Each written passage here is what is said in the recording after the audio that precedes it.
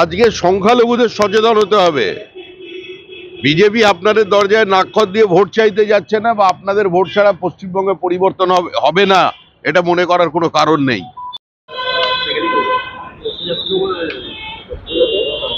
শ্রমিকদা হারোয়ায় পঞ্চায়েত সমিতির সভাপতি টিএমসি নেতা আব্দুল খালেক মোল্লা বলেছে, রোহিঙ্গার নাম করে যদি কোনো বৈধ ভোটারের নাম বাদ যায়, বিজেপি নেতাদের ছাড়বেন না, বিএলওদের কিছু বলবেন না। বিজেপি নেতা এই হচ্ছে যত নষ্টের গোড়া, ওরা চাকরি করছে বিএলওরা, কি বলবেন এরকম হুমকি? দেখুন, এসআইআর করছে নির্বাচন কমিশন, আর সবার কথার প্রতিক্রিয়া দেওয়াটা সমীচীন নয়। এরা রাজনৈতিক কর্মী নয়, এরা লুটেরাদের একটা দলের সদস্য। তৃণমূল কংগ্রেস তাদের 14 বছরের লুটকে, সীমাহীন অত্যাচারকে, গণতান্ত্রিক ব্যবস্থার ধ্বংসকে, মানুষের জীবন যৌবন বাজেয়াপ্ত করাকে এসআইআর কে ঢাল করে মানুষকে ভোলাতে চাইছে। আরজিকর ভোলাতে চাইছে, 40,000 চাকরি বিক্রি ভোলাতে চাইছে, কয়েক হাজার সাধারণ নিরীহ মানুষের হত্যাকে ভোলাতে চাইছে, আইন শৃঙ্খলার অবলুপ্তি হয়ে গেছে সেটাকে ভোলাতে চাইছে। তার জন্য সকাল থেকে এ ধরনের একটা বিবৃতি প্ল্যান্ট করা হয়, আর সংবাদ মাধ্যমে সেই নিয়ে প্রতিক্রিয়া দেওয়া হয়। আমরা মনে করি না এসব কথার কোনো প্রতিক্রিয়া দেওয়ার প্রয়োজন আছে। এসআইআর ঘোষণার পর প্রতিদিন সীমান্ত থেকে বাংলাদেশিরা গ্রেপ্তার হচ্ছেন, ওরা কি পালিয়ে যাচ্ছে বাংলাদেশিরা পশ্চিমবঙ্গ থেকে? না, আমি শুনছি অনেকে এখানে ফ্ল্যাট বিক্রি করে দিয়েছে, কেউ জমি বিক্রি করে দিয়েছে জলের দামে, দিয়ে চলে যাচ্ছে। কিন্তু আপনি রাজারহাটে যান, একজন সাংবাদিক বলছিলেন তার পরিচারিকা সেও গায়েব। ঠিক যেভাবে নয়ডায় হয়েছে, যেভাবে ফরিদাবাদে হয়েছে, যেভাবে গুড়গাঁওয়ে হয়েছে, যেভাবে দিল্লিতে হয়েছে, যে হঠাৎ কিছু মানুষ উধাও হয়ে যাচ্ছে, আতঙ্ক থেকে হচ্ছে।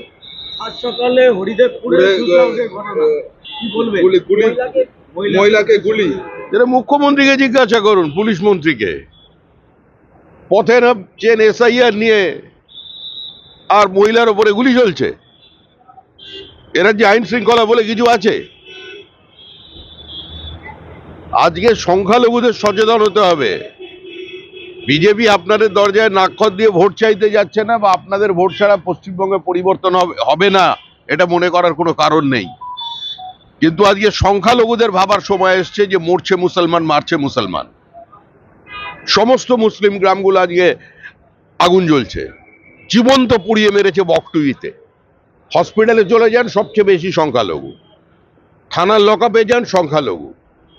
জেলে চলে যান, সবচেয়ে বেশি সংখ্যালঘু। কারণ কি?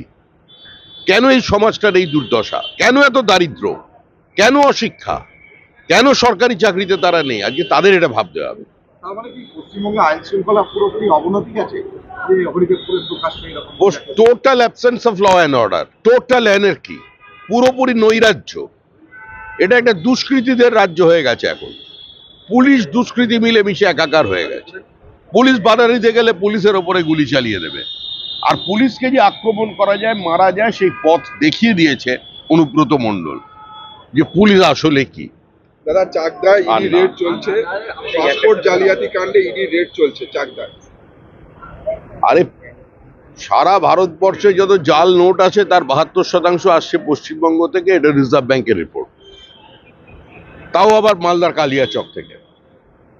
যেখানে যত আধার কার্ড নিয়ে বাংলাদেশিরা ধরা পড়ছে, তারা কোথা থেকে পেয়েছে? কেউ বলছে বারাসাত, মধ্যমগ্রাম, শিলিগুড়ি, সোনারপুর। এগুলো হচ্ছে এসব তৈরি করার এপিক সেন্টার এখন পশ্চিমবঙ্গ। তো স্বাভাবিকভাবেই এটাই এখন। আজকে সংখ্যালঘুদের সচেতন হতে হবে। বিজেপি আপনাদের দরজায় নাকখত দিয়ে ভোট চাইতে যাচ্ছে না, বা আপনাদের ভোট ছাড়া পশ্চিমবঙ্গে পরিবর্তন হবে না, এটা মনে করার কোনো কারণ নেই।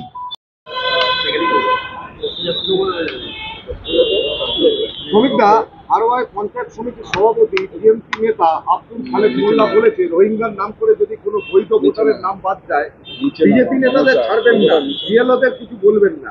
বিজেপি নেতা এই হচ্ছে যত নষ্টের গোড়া, ওরা চাকরি করছে বিএলওরা, কি বলবেন এরকম হুমকি? দেখুন, এসআইআর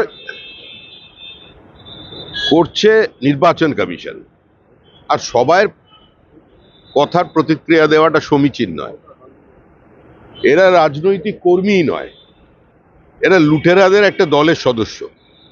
তৃণমূল কংগ্রেস তাদের 14 বছরের লুটকে, সীমাহীন অত্যাচারকে, গণতান্ত্রিক ব্যবস্থা ধ্বংসকে, মানুষের জীবন যৌবন বাজেয়াপ্ত করাকে এসআইআর কে ঢাল করে মানুষকে ভোলাতে চাইছে,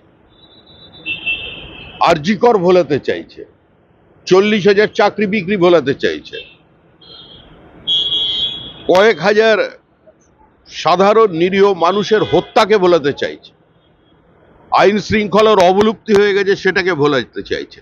তার জন্য সকাল থেকে এ ধরনের একটা বিবৃতি প্ল্যান্ট করা হয় আর সংবাদ মাধ্যমে সেই নিয়ে প্রতিক্রিয়া দেয়া হয়। আমরা মনে করি না এসব কথার কোনো প্রতিক্রিয়া দেওয়ার প্রয়োজন আছে। এসআইআর ঘোষণার পর প্রতিদিন সীমান্ত থেকে বাংলাদেশিরা গ্রেপ্তার হচ্ছেন, ওরা কি পালিয়ে যাচ্ছে বাংলাদেশিরা পশ্চিমবঙ্গ থেকে? না, আমি শুনছি অনেকে এখানে ফ্ল্যাট বিক্রি করে দিয়েছে, কেউ জমি বিক্রি করে দিয়েছে জলের দামে, দিয়ে চলে যাচ্ছে। কিন্তু আপনি রাজারহাটে যান, একজন সাংবাদিক বলছিলেন তার পরিচারিকা সেও গায়েব। ঠিক যেভাবে নয়ডায় হয়েছে, যেভাবে ফরিদাবাদে হয়েছে, যেভাবে গুড়গাঁওয়ে হয়েছে, যেভাবে দিল্লিতে হয়েছে, যে হঠাৎ কিছু মানুষ উধাও হয়ে যাচ্ছে, আতঙ্ক থেকে হচ্ছে। আজ সকালে হরিদেবপুরে কি বলবেন? মহিলাকে গুলি। যেটা মুখ্যমন্ত্রীকে জিজ্ঞাসা করুন, পুলিশ মন্ত্রীকে। পথে নামছেন এসআইআর নিয়ে আর মহিলার ওপরে গুলি চলছে। এরা যে আইন শৃঙ্খলা বলে কিছু আছে? আজকে সংখ্যালঘুদের সচেতন হতে হবে। বিজেপি আপনাদের দরজায় নাকখত দিয়ে ভোট চাইতে যাচ্ছে না, বা আপনাদের ভোট ছাড়া পশ্চিমবঙ্গে পরিবর্তন হবে না, এটা মনে করার কোনো কারণ নেই। কিন্তু আজকে সংখ্যালঘুদের ভাবার সময় এসছে যে মরছে মুসলমান, মারছে মুসলমান। সমস্ত মুসলিম গ্রামগুলো আজকে আগুন জ্বলছে, জীবন্ত পুড়িয়ে মেরেছে বকটুইতে।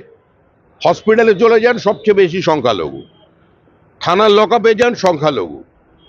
জেলে চলে যান, সবচেয়ে বেশি সংখ্যালঘু। কারণ কি? কেন এই সমাজটার এই দুর্দশা? কেন এত দারিদ্র? কেন অশিক্ষা? কেন সরকারি চাকরিতে তারা নেই? আজকে তাদের এটা ভাবতে হবে। তার মানে কি পশ্চিমবঙ্গে আইন শৃঙ্খলা পুরোপুরি অবনতি গেছে, যে হরিদেবপুরের প্রকাশ্যে এরকম? Total absence of law and order, total anarchy, পুরোপুরি নৈরাজ্য।